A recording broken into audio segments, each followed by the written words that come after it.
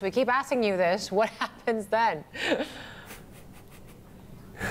Well, as I said, I think the interesting thing is the Daily Telegraph came out today and said at the moment that the cabinet, the UK cabinet that is expecting May's new deal, should we say, or revised deal, to fail again.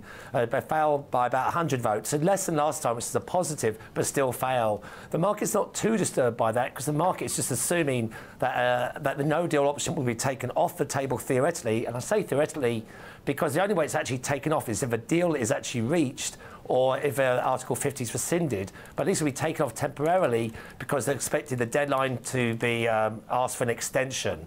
So I think the market's sort of taken it in its stride right now. I think the key thing is if May's deal is rejected, what amendments are then tabled? And the more of a compromise that is reached will be positive, because at the end of the day, if we can just reach any sort of deal, I think the market will be happy because it just reduces uncertainty, which is obviously a positive for sterling, any reduction in uncertainty.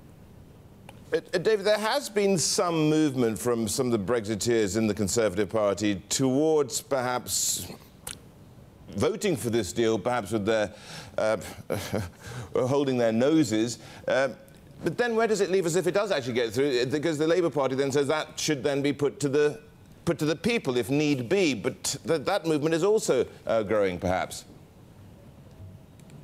Yeah, exactly. Everything's green. That the Brexiteers' stance was certainly appearing to soften. The pro-Brexiters' stance was appearing to soften slightly. It's sort of hardened a bit lately. But you said at the end of the day, it really is. It's like if it goes to a second referendum, this is certainly being mooted as an option in terms of we'll back May's deal on the condition that it goes to referendum. But all these things are sort of generally positive for the market because all they want is just avoid a no-deal Brexit at all costs. So anything that steers anything away from that, well, the market will view as a positive. Obviously, a no-deal Brexit is just, everyone agrees, is not going to be good, not going to be good for sterling. But having said that, the governors, Bank of England, McCartney and Michael Sanders, have come out recently and they've been positive, a bit more on rates. So that, again, that has helped sterling in the near term, even despite all this uncertainty that still exists.